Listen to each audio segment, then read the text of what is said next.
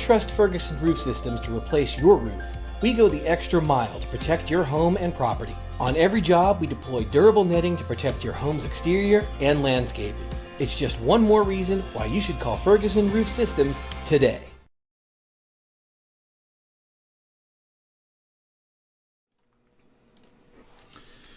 Hey, Meteorologist Aaron Tuttle with you. Good to see you. It is about a quarter till 10 o'clock on your Wednesday. I had to think for a minute what day this was. It's all the world when your head's buried in model data. You come out with all those models, right? Rami, I see you some stars tonight on Facebook, starting off the stars party. Thank you very much. And as always, appreciate you guys supporting me on Facebook. I see you out there on YouTube land as well, in the chat section, going nuts. Jody's always going to be with you guys, keep you company while I'm showing you all the maps, and she can fill you in and all the ins and outs. If you have any questions, she'll try to answer them for you, and then she can yell at me to answer a few. On Rumble, good to see you out there tonight, and also on Twitter, as always, in the house. So, yeah, I know why you're here. We're going to talk about an ice storm developing for next week. Of course, it's still early in the data, and but here's the deal. This is my take. By the way, Facebook actually notified me I was going live tonight, so maybe they fixed something.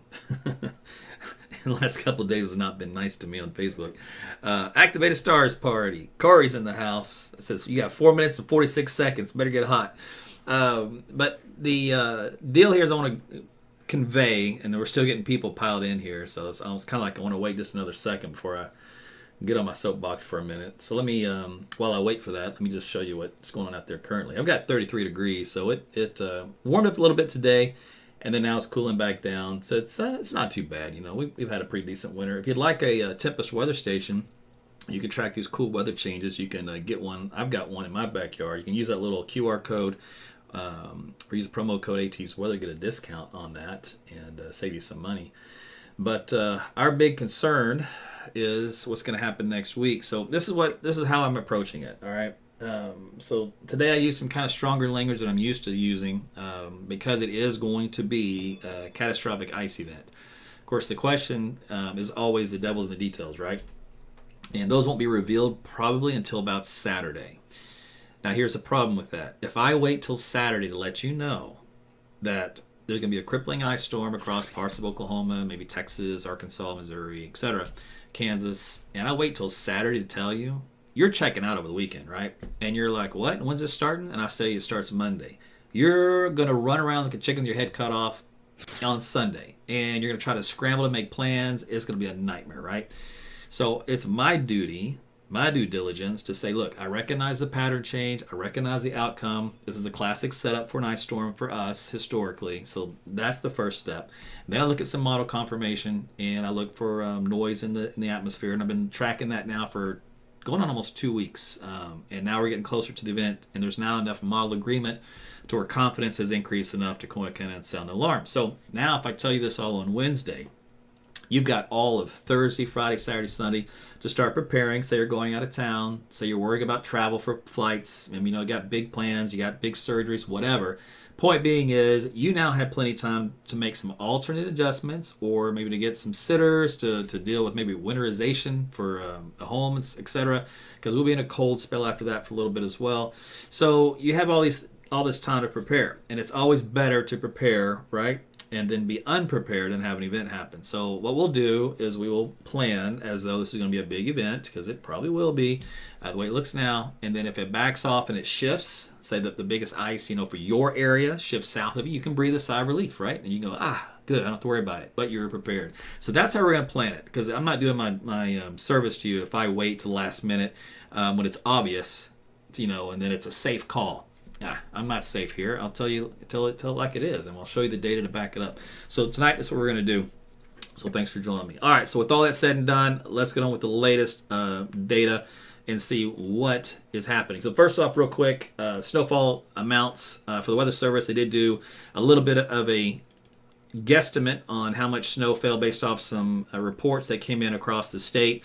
The problem that we had with the event was that the melt rate was about as fast as the fall rate. If you have 12 plus hours of snow, I can guarantee you're not going to get 1 inch of snow out of that. Meaning it snowed several inches. It just unfortunately all melted because the temperatures were still a degree or two above freezing in most cases, and the ground temps are pretty warm.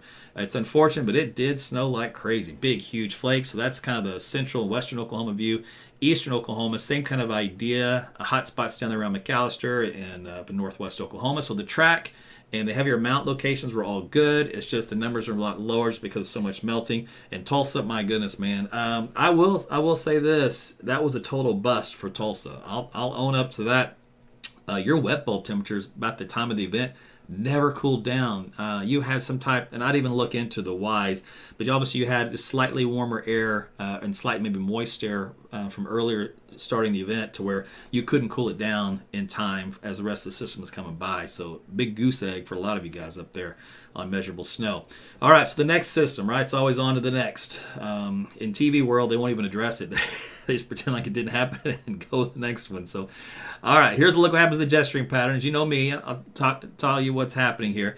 So the first thing that you'll notice is we have these lines that kind of run in this fashion. So the jet stream follows these lines. So what that does is it brings in the cold air out of Canada and into the pole, and it comes on down to the U.S. So that is our setup to get the cold air to come on into the southern plains. Then what happens, we go through time, watch how this thing sets up for, and I'll stop it on Monday. Let's go Monday evening. All right, so Monday evening, what ends up, the jet stream is now doing something like this, right? With the low developing out here. And you have little disturbances that rotate around, and what that puts us in is a southwest flow aloft. Now, southwest flow aloft brings in Pacific moisture. It also helps to pump in low-level moisture from the Gulf of Mexico. So you kind of get two moisture sources that come in. At the same time, as you recall, we're getting that strong north front that comes in as well. So it's a classic setup for all these things to kind of combine across this part of the country. Now, this is on Monday. If we go into Tuesday, you can see that system is still coming in from the west. So we still have this upper-level energy that transcribes across the state through the day on into Wednesday. So this is Wednesday now where things, and this is where the models are going to diverge and get lost in what the track of the upper low is going to do. But in this particular case, looking at the European, it shears it out here on by Thursday morning, bringing an end to any precipitation. So the point being is you have a chance to have precipitation Monday, Tuesday, and Wednesday in this upper pattern before it all ends. Now, you can do the math. If you're going to get, 12 hours plus of snow, that's going to be a lot of snow that comes down, whether it melts or not. If you get 3 days of light to moderate precipitation and it's all in the form of freezing rain or sleet, well, you don't have to do the math. It's an ice storm. All right, so let's look at the levels of the atmosphere. I'm going to go to 925 millibars. It's a good level to track the Arctic air that comes in that's very shallow. All right, so let's stop it here at Sunday morning. So all of a sudden, we've got a nice cold front that comes in during the day on Sunday. And if you notice, we're going to watch this little line right here. This is the 0 degrees Celsius, or the freezing line, 32 degrees Fahrenheit. And you're going to watch where it sits. I'm just going to kind of just step through this. So this is going to be on Sunday. On Monday, let's go to Sunday night rather, and then on into Monday morning. It kind of retreats a little bit, but then it gets a secondary push. Okay. Now we're going to go into Monday night. Push is going a little bit more to the south, into southeast Oklahoma. But you see it's not moving far from that red line, and that's the way these Arctic fronts usually do in Oklahoma. Let's go to Tuesday afternoon. A little bit of retreat, but then back to another push for Wednesday morning. And then by Wednesday afternoon, it's pushed way down here with another push as the system is finally starting to eject. Okay, so that's where you can find the trouble spot, right? Because you've got some issues where you've got thin layer of Arctic air on place. Now, if we go a step above that, it's 850 millibars. It's going to be about 4,000 feet or 5,000 feet or so off the ground. Now, why is this important? Because, remember, we're freezing below the layer. I'm going to go to Sunday. Now, I'm going to do this again. So this, if you recall, our freezing line, for the Arctic air was something like this. I think I drew a little bit more too far to the north, but something like this. All right, point being is, as we head into Sunday and into Monday, the 850 temperatures are, in this zone, above freezing. All right, so what that means is, here's your freezing line up in this zone here. So that means this has to be all rain, right, in this region that then falls into that colder air below it. That's how you get freezing rain. So we'll go to Monday afternoon. There's Monday evening. Now you can see this line gets a little close. Here's a 0 degree line pressing close to Oklahoma City. So this is where you can get that teetering of sleet, or do you get freezing rain? Now remember the difference. Sleet is the little pebbles that bounce around, little clear slots of ice. like a mini Dippin' Dots or something, but they're clear. Whereas freezing rain is just regular rain that freezes on contact, flash freezes on the roadways, the bridges, overpasses, trees, power lines, your home, anything elevated. All right. Now, if you look into Monday night, you can see how that 850 temperature line has retreated back to the north and west. That means that sleet line is doing one of this. It's wavering, but the freezing rain is also wavering with it, but it's over Oklahoma. Now, it was by the time we head into Wednesday, that 850 temperatures are dropping way down now toward Dallas. So that means we should transition over to sleet and then snow if there's any moisture left over with the upper system. Now, the other factor that we need is warm air advection with those warmer temperatures at 850 millibars. And we're going to have that. So this is look at that same layer. This is Sunday. And where you see the red on the map, that indicates we have a warm advection profile across the state. So this is going to generate our precipitation in that pattern. It's going to bring this warm air mass overriding the cold air mass. So that is a setup to get the light freezing drizzle, become light freezing rain, and sometimes moderate freezing rain if you can get enough lift in here that's quite strong. This is all during the day on Monday. So again, you see all the red. That's your trouble spot. That's where you're going to have. Now, this isn't, again, just Monday. I mean, this isn't just Oklahoma. It extends up north and east, and I'll show you the picture of who all is going to be seeing this ice here in a minute. But here's Tuesday. I'm just setting up the pattern as to you can understand what is happening thermodynamics and synoptically, and that kind of gives you the idea that I'm not just blowing smoke up your butt. We're talking about a big change. All right, so here's Tuesday evening. All of a sudden, you see the blue? Now we have cold advection. All right, that means warm advection is over with. It's starting to shut down the precip. You can squeeze out a little bit of burst of snow with that as it moves through, and then that's about it, and that extends all the way down the south. So that's the setup that we have. So let's look at the very surface of the atmosphere where we all live and breathe. I was looking at a few thousand feet off the ground. Now let's just go to right here on the ground level. So to show you this idea here. So on Sunday, and again, this is an early take. We're looking at the European model. Usually does best in this environment, in this situation. So I lead heavy on it for ice storm situations. A little tidbit there for you. All right, on Sunday night, we're going to cool down there to the 20s here by Monday morning. And on Monday itself, you see that fine line? I'm going to stop it right here where it's this warmest. This is that infamous I-44 corridor where it always seems to want to set up. I swear, I do not know why this happens. It happens all the time. It's just a known thing in this part of the world. All right, so anyway, the point being is you don't have to go too far and you get above freezing and all you get is a cold rain. So the heaviest precipitation when it comes to ice is right near that boundary. Now, so you go into Monday evening, you see we get a little bit colder, and now that Arctic air kind of sags more to the south. So that means now this part of the region is starting to get a little bit more of that freezing rain in far north Texas, northwest Texas, into southern Oklahoma. And then on Tuesday morning, all right, so we are still now at 23. So here's the key. We still have that warm advection pattern. And you're going, okay, well, Aaron, it was warm, right? Relatively speaking, last few days and next couple of days, comparatively speaking again. But here's the deal. Once you get temperatures out of the 30s, in the low 30s, 30, 31, bridges and overpasses. 29, still bridges and overpasses. 28, it can go back and forth, but about 27 degrees or less, that's when the road starts to freeze over, regardless of how much warmth you've had, as long as precipitation continues to come down. So this is where, by Tuesday morning, I would expect an ice rink across a large part of Oklahoma, all right, just because of this pattern that's setting up here. By Wednesday morning, we're into the teens, and that really hardens things. I mean, you will not get any melting. You will not. It will not alleviate any issues. It will be a nightmare for Wednesday, depending on how much falls on Tuesday. And you can say it's staying cold, right? Now, here's where the models might flip out a little bit and try to warm things up a little bit too much on Thursday briefly. But there's reinforcing shots of cold air there, and then by Friday it tries to get us into the 40s. We'll see. Depends what the overall pattern does. And right now the models aren't going to have too much of a clue because it's too chaotic for them. They're lucky they're even starting to settle down on this one. Okay, so how's this playing out? We're looking at precipitation output. Again, this is the early stages, so the models will continue to improve with time. But for that first frontal passage, it does have a little bit of light rain out here in southeast Oklahoma. Not much to write home about across the body of the state. And then as we run into Monday, let's go into Monday morning. All right, there's your freezing rain. It's actually a freezing drizzle, probably signal. I haven't even looked at this yet. We'll look at the forecast deal here. So there you go, freezing rain on the sounding. Probably also some freezing drizzle due to less lift. But you can see the layer in the atmosphere. This is the little blue line right here.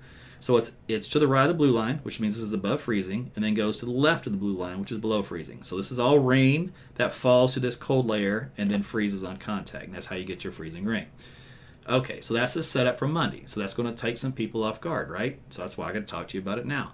And then we go into the afternoon hours. It goes up from Oklahoma City to Tulsa. Again, that I-44 corridor. And yeah, there'll be some heavy spots. I mean, this one's got a little indication. Might be some thunder associated with that. And that lights up like a Christmas tree for Monday evening across that same I-44 corridor. Rain down south into Texas. And it continues into Monday night into Tuesday morning. Again, some heavy freezing rain at times here in the pink shading. And then we got another round that comes in for Tuesday morning. Right here that comes into southwest Oklahoma and then moves up northeast into Missouri, southeast Kansas, and northwestern Arkansas. So that was a kind of a 1-2 punch with the freezing drizzle attached to it. And then on Wednesday, because everything kind of shoves the south, then that kind of shoves things off to our east and southeast. Now, is this gospel? Not at all. But it is the ballpark of generalities of what we are going to expect to see. The timing will vary, the amount will vary, the coverage will vary, etc. If you do take a look at this pattern, though, for the whole week, it is a cold, icy pattern from Oklahoma, maybe parts of Texas, northern Arkansas, Missouri, southern Illinois, on it goes, all up to the northeast. So this would be a catastrophic ice storm for a lot of people, not just here in Oklahoma, just because of the power outages, the travel problems, and affecting airliners, and of course just vehicle traffic, etc. Now, if we zoom in with this, the European data only that I'm looking at here, just for a stab at numbers, and these numbers will change, so don't get locked in on them, but there's 3/10 from Oklahoma City, there's 5/6 from Tulsa to Muskogee. So how much ice does it take, pure ice, in other words, pure freezing rain, to cause a problem? A quarter of an inch is enough for power lines and that kind of stuff. Roadways, a few hundredths. That's all that takes. So we're for sure on roadway problems, and then, like I said, elevated issues then come later. If you look at a blend of the models, you don't just focus on the European, but you take an entire model blend of it, you can see they're going to go a lot more on coverage. Now, this would be horrific, obviously. This is a lot of ice over a lot of area, and some of these numbers are up around an inch almost of equivalent. Now, a lot of times the models will overestimate the amount of ice, and it's always, as a meteorologist, very difficult to believe the output. In other words, the QPF, when they start to get like around an inch of ice. It never usually happens to get that high. And it's not a rule of thumb to divide by 2 for actual pure ice accumulations, but you're better off divided by 2 than you are to believe what you see on the pure printout when it starts to show over like an 1.5 inches of ice to 2 inches, something like that. Because I've seen that. The October ice storm that we had a couple years ago in 21, that was something like that. And some places got pretty close. But anyway, so here's a look at the blended models here in Oklahoma. And you can see some of these are much higher, up to around, there's three quarters of ice. So let's just say this was correct. Let's just say you take it gospel, it's happening, just like this says here. This is devastation. It's catastrophic. It's the stuff that we normally get around here when we get a really bad ice storm. And you already know what the result of that is. Days without power, travel problems, people panicking about food. It's the usual stuff, rinse and repeat. So what about confidence level? Where are we at with that? Well, other than pattern recognition, you can look at the ensemble output from our 3 global models. This one is, we're not starting with the Canadian.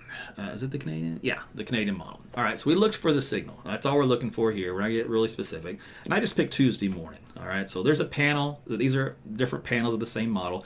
So there's 1, 2, 3, 4, 5, 6, 7, 8, 9. That one almost is in Oklahoma. That's in North Texas, but 10, 11, 12, 13. So you get the idea. All right, so this pretty much all has a signal for freezing rain, which is in red. The European model, also for that time frame, has a lot of its members showing red, but also some orange. Now, orange is sleet. If we were to get that cold air be thick enough, then you can transfer a lot of that freezing rain to sleet. Now, the only thing that causes is road problem issues. It does not cause power line issues. So there's a good news if you can get our ice storm in the form of sleet versus freezing rain.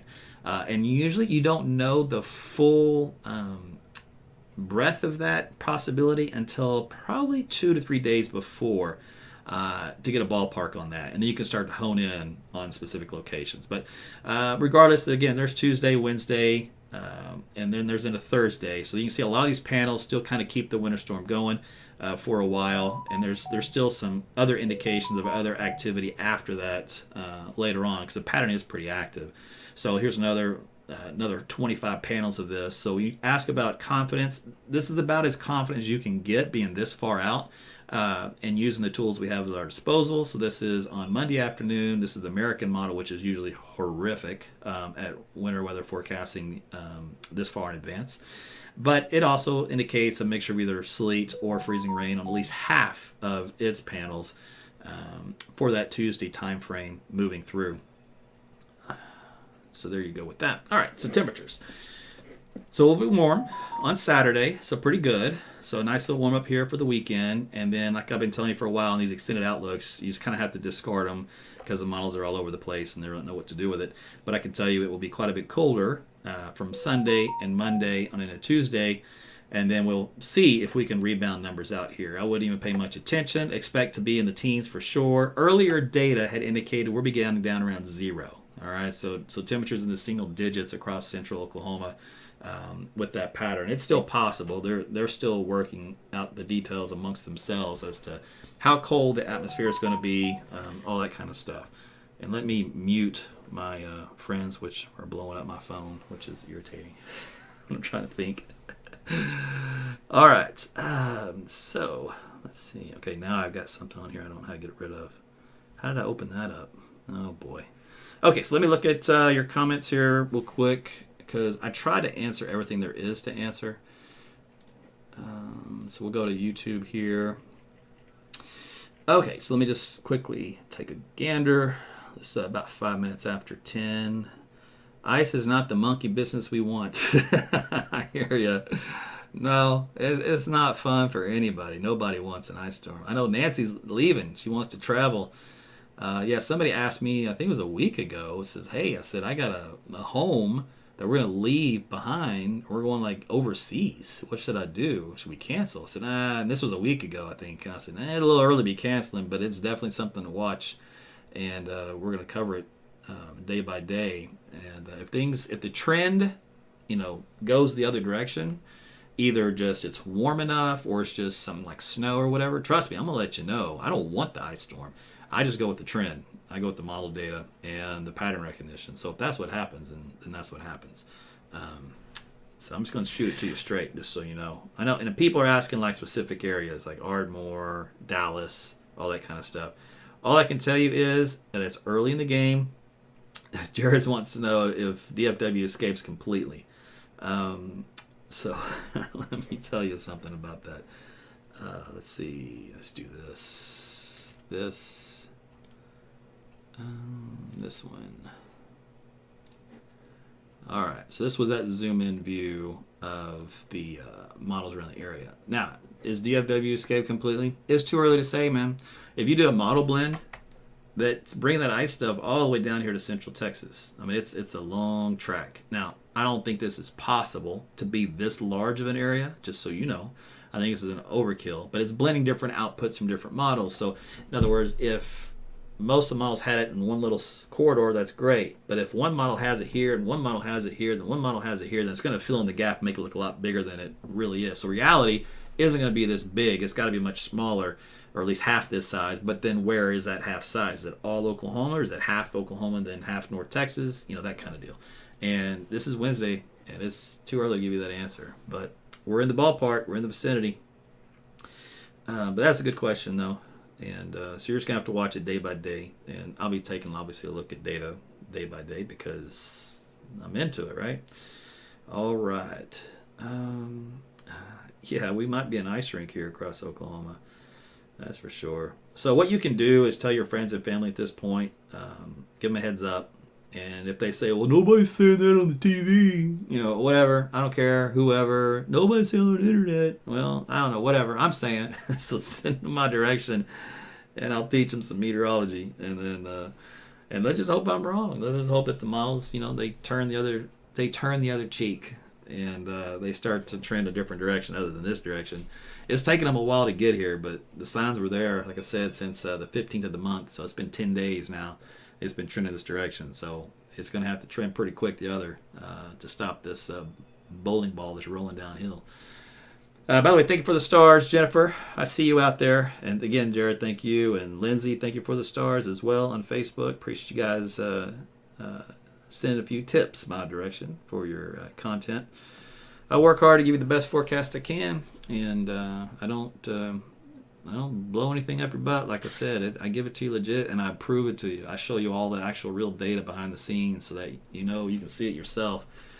So I don't make it up. I'm not wish casting. There's a few people that wish cast. I don't want to wish cast any of this stuff. This is no bueno. Also, another reminder here, if you go to my website, which is aarontuttleweather.com, and you go to the weather data tab at the top, scroll down to where it says multi-state road conditions. There's a lot of things you can click on up here, by the way. But the most popular one usually is multi-state road conditions once we get precipitation going, because you'll want to know for travel purposes, and it'll show you all across Oklahoma as far as the road conditions are. You'll be able to pick the little pictures that show up from the vehicles and the roadways, and you can track the traffic cameras. And that's not just Oklahoma. We also have that set up for Missouri, for Kansas, for Colorado, and for Texas and Arkansas. So make sure you use that page to get you going. That way you don't have to wait on information from any other source. You can go right there, fingertips, 30 seconds, you're in, you're out, and you got your answer.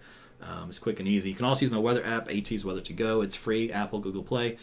Make sure you get it. You can track the winter storm with that direction. You can get access to my website that way as well, and this live content that I produce. So what I'll do is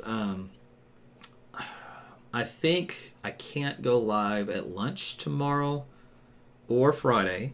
Okay, so a prior situation going on there. But I will be live in the evening again, 9:30. Both Thursday and Friday. And then, of course, I'll be live at some point over the weekend. Usually it's in the evening as well as we track the storm.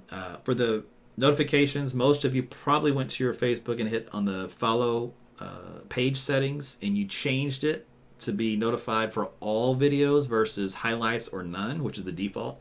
And if you've changed it in the past and you think you're good, go back and look again, because Facebook keeps forcing you to get none. I don't know why it does that.